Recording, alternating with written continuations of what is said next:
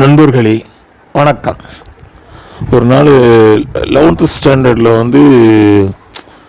அப்படி சும்மா அவங்களுக்கு ஒரு ஒரு ஒரு சேஞ்ச் இருக்கட்டும்னு சொல்லிட்டு, ஏன்னா அவங்களுக்கு தமிழில் இது இருக்குது, கவிதை எழுதுதல். ஒரு கவிதை சொந்தமாக எழுதுங்க, அது 4 வரினாலும் பரவாயில்ல, 10 வரினாலும் பரவாயில்ல அப்படின்ட்டு. அப்போது ஒரு பையன் எழுதியிருந்தான். அது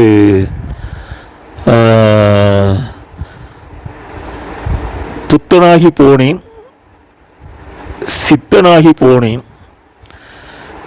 சில சமயங்களில் எத்தனாகியும் போனேன், ஆனால் பித்தனாக மாற மாட்டேன் அப்படின்னு எழுதியிருந்தான். அவனாட்ட கேட்க இதான் கவிதையா அப்படின்னு கேட்டு, அப்புறம்தான் ஆளை கூப்பிட்டு தனியாக பேசுகிறத விஷயம் தெரிஞ்சுது.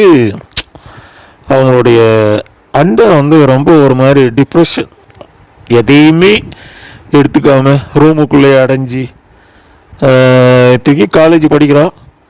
அது நார்மல் லைஃப் கிடையாது. அது அவங்களுக்கு ஒரு பெரிய கவலை. வேறு வேறு எதனால பாதிப்புங்கிறது அவங்களால சரியாக கணிக்க முடியல. அது என்ன நார்மலாக இல்லையே, எதையுமே அவன் சீரியஸாக எடுத்துக்கிறது இல்லை. ஒரு சந்தோஷமோ ஒரு துக்கமோ, எப்போ பாரு ரூமுக்குள்ளே அடைஞ்சிக்கிட்டு இருக்கிறது, மற்ற ஃப்ரெண்ட்ஸோடு பேசுகிறது இல்லை. அப்புறம் இவங்க இந்த திருவிழாக்கள், அந்த வெளியில் போகிறது இல்லை, இவங்க படத்துக்கு போகிறது வர்றதே கிடையாது. அப்போது அவங்களுடைய கவலை என்ன அப்படின்னா, பேசும்போது நாளைக்கு இவனுக்கு ஒரு கல்யாணத்தை பண்ணி வச்சாலும் எப்படி இருப்பான் அப்படின்னு.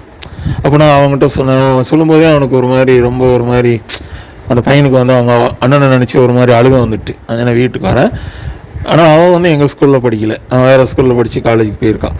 வீட்டுக்கு நான் அவங்க அண்ணனை பார்க்குறேன்டா, எல்லாம் சரியாக இருந்தா அப்படின்னு சமாதானப்படுத்தேன். அப்போ இதில் அதான் சொல்ல வர்றது என்னென்னா, வாழ்க்கையினுடைய கண்ணோட்டத்தில் நம்ம அவங்கவுங்க வாழ்க்கையினுடைய கண்ணோட்டத்தில் பார்க்கும்போது எது வேணால் நம்ம எதிர்பார்க்காதது நடக்கும். இன்றைக்கு அதாவது நேற்றைய பொழுதில் ஃபஸ்ட்டு ஒரு நல்ல நியூஸ் கிடச்சிச்சு. விஜயகுமார் ஒரு ஃப்ரெண்டு ஃபோன் பண்ணார். அவங்க அண்ணனுக்கு பேத்தி பிறந்திருக்கு. அந்த குழந்தைக்கு அதாவது அண்ணனோட மகளுக்கு, அதாவது இவருடைய மகளுக்கு 12 வருஷமாக குழந்தை இல்லை. அவர் மெட்ராஸில் தான் இருக்கார், சென்னையில் இருக்கார். ஃபஸ்ட்டு நான் இந்த புயல் மழை அதெல்லாம் பற்றி விசாரிக்கும் போது இந்த நியூஸை சொன்னார். இந்த மாதிரி நார்மல் டெலிவரி வேறு, இப்போ ரொம்ப சந்தோஷமாக இருக்காங்க அப்படின்னு சொன்னார். கேட்குறதுக்கு ரொம்ப இதாக இருந்துச்சு. சரி, அவருக்கு நான் வாழ்த்து சொல்கிறேன்னு சொல்லிடுங்க, நான் அவங்க மெட்ராஸ் வரும்போது சென்னை வரும்போது பார்க்கட்டும்ன்ட்டு அந்த இதில் கேட்டுட்டு, யார் கிருத்திகா தானே, அவங்க நளினியோட தகச்சி தானே, அப்படி கேட்டு அப்படியே இது முடிச்சுட்டு, அதுக்கப்புறம் பார்த்தோம்னா அடுத்த ஒரு நியூஸ் வருது.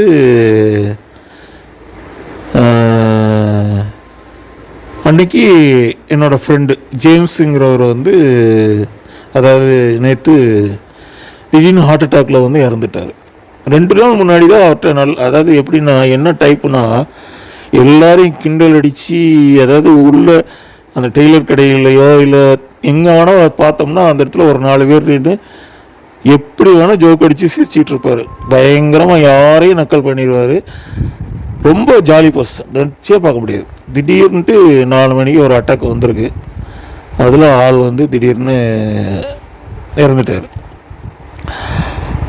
அப்புறம் கேட்கும்போது தான், விசாரிக்கும் போது தான் சொல்கிறாங்க, ஏற்கனவே அவருக்கு 2 தடவை வந்திருக்கு அப்படின்னு. அப்போ கேட்குறதுக்கு ரொம்ப கஷ்டமாக இருந்துச்சு. சரி, அப்புறம் வீட்டுக்கு போய் பார்ப்போம் அப்படின்னு.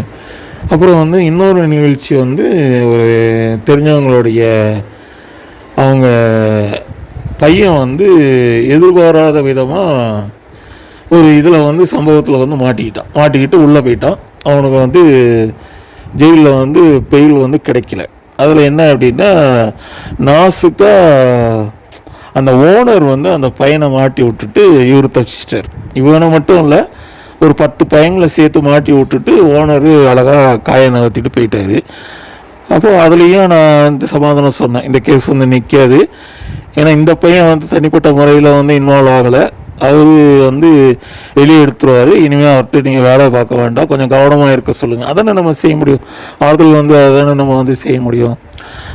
அதுக்கப்புறம் அதான் சொல்ல வந்தது இதுதான். ஏன் அப்படின்னா, அந்த கண்ணோட்டத்தில் பார்க்கும்போது சில பேர் என்ன பண்ணுறாங்கன்னா ஒரு சந்தோஷமானதை வந்து ஏற்றுக்கிடுதாங்க. சில பேர் துக்கமான ஒரு எதிர்பார்க்காத ஒரு நிகழ்வு வரும்போது என்ன செய்ய முடியும், வாழ்க்கையில் வந்து எதுவும் நடக்கலாம். இப்போ அவங்க கமலா செல்வராஜ் நடிகர் ஜெமினி கணேசனுடைய மகள் வந்து என்ன சொல்கிறாங்கன்னா, யாருக்கு எது நடக்குதோ அது நாளைக்கு நம்மளுக்கும் நடக்கும். நம்மளுக்கும் ஒரு நாள் வாழ்க்கையில் வந்து ஒரு முடிவு இருக்குது. அதனால் வந்து இன்னைய பொழுது வந்து என்ன நடக்குதோ அதை ஏற்றுக்கிட்டு வாழுங்க. அதை தான் வந்து சொல்ல வர்றது. அதாவது வந்து ஒரு வெளிச்சம், அதுக்கப்புறம் இருட்டு, அதுக்கப்புறம் வெளிச்சம் அப்படிங்கிறது தான் நம்மளுடைய வாழ்க்கையாக வந்து போகுது. அந்த காலண்டரில் வந்து தாள் மாத்திர மாதிரி தான் அடுத்தடுத்த நாள் வந்து பிறக்குது. அதை நம்ம வந்து ஏற்றுக்கிட தான் வேணும். அதே நேரங்களில் அதனுடைய அந்த எமோஷனை, அந்த இதை நம்மளுடைய இயல்பு நம்மளுக்கு வந்து இருக்கும். போய் ஆறுதல் சொல்கிறது, அவங்கள வந்து ஆற்றுப்படுத்துறது, அவங்களுக்கு வேண்டிய உதவியை வந்து செய்கிறது, அதை செய்யணும். சந்தோஷமான தருணங்களை நம்ம கொண்டாடிட்டு போயிட வேண்டியது. சில நேரங்களில் சொன்னாப்புல வந்து ரெண்டுமே ஒன்றா வந்து நிற்கும். அப்போது ஒரு மாதிரி கடவுளே இது என்ன சோதனை, ஒரே நேரங்களில் இந்த மாதிரி துன்பமும் இன்பமும் வந்து நிற்கிதே அப்படின்ற நேரங்களில் அதையும் நம்ம வந்து கடந்து தான் போகணும். அதனால் மீண்டும் பழைய நிலைக்கு வரும்போது என்ன சொல்கிறேன் அப்படின்னா, வாழ்க்கையில் வந்து எதையாவது ஒன்று இது பண்ணிவிட்டு இவ்வளோ முடிஞ்சு போச்சு வாழ்க்கை, சாப்டர் ஓவர் அப்படின்ன மாதிரி இந்த ரூமுக்குள்ளே போய் அடைஞ்ச மாதிரி அடைஞ்சிடக்கூடாது. அதை வந்து எதிர்த்து நிற்கிற அந்த பக்குவம் வந்து வேணும். ஏன்னா அதுதான் வாழ்க்கையினுடைய நீரோட்டத்தில் வந்து எது வேணால் நடக்கலாம், நல்லதும் நடக்கலாம், கெட்டதும் நடக்கலாம், ரெண்டுமே நமக்கு தான். அதை ஏற்றுக்கிற அந்த மனப்பக்குவத்தை தான் நம்ம வந்து வளர்த்துக்கிட வேணும். ஏன்னா இது எல்லாருக்குமே பொதுவானது தான். இதை சொல்கிறதுக்கு வந்து எனக்குன்னு யோக்கியதை இருக்குதுன்னு நான் நினைக்கலாம். ஆனால் இது வந்து சில பேரை பார்க்கும்போது வந்து அப்படி இருக்காங்க. அதாவது இதுலேயுமே ஒரு ஈடுபாடு இல்லாமல் இருக்கிறது வந்து அதை விட பெரிய ஆபத்து. வாழ்க்கை வந்து வாழ்கிறதுக்கு தானே. அதே நேரங்களில் அதை வந்து எதிர்த்து போராடவும் தெரியணும், அதுலேருந்து நம்மளுக்கு கடந்து வரவும் தெரியணும். அதை எதிர்பார்ப்பாங்க நம்ம கூட இருக்கிறவங்க வந்து, இவன் நம்மளை கூட வரலையா, இவன் நம்மளுக்கு ஹெல்ப் பண்ணலையா. அது ஒன்று. வாழ்க்கையில் இன்னொரு விஷயம் வந்து என்னென்னா, கண்டிப்பாக வாழ்க்கையினுடைய இதில் அது நல்ல காரியத்திலையோ இல்லை துக்ககரமான காரியத்திலையோ நம்ம வந்து நண்பர்களுக்கு, உறவினர்களுக்கு, பக்கத்தில் உள்ளவங்களுக்கு ஒரு உதவிகரமாக இருக்கணும்.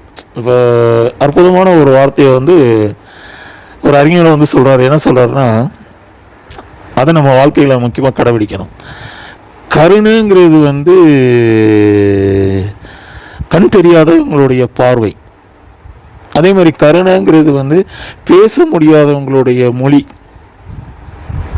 அதே மாதிரி கேட்க முடியாதவங்களினுடைய இசை வந்து கருணைங்கிறது. அதனால் வந்து அந்த கருணையை வந்து நம்ம எல்லார்கிட்டையுமே காட்டணும். காட்டிட்டோம் அப்படின்னா கடவுள் வந்து நம்ம மேலே திருப்பி காட்டலாம். நம்ம ஒரு வேளை நம்மளுக்கு வந்து அந்த என்ன செஞ்சுருக்கலாம், கடவுள் வந்து இருட்டை குறைச்சிட்டு வெளிச்சத்தை அதிகமாக கொடுக்கறதுக்கு நிறைய வாய்ப்பு இருக்குது. மிக்க நன்றி நண்பர்களே.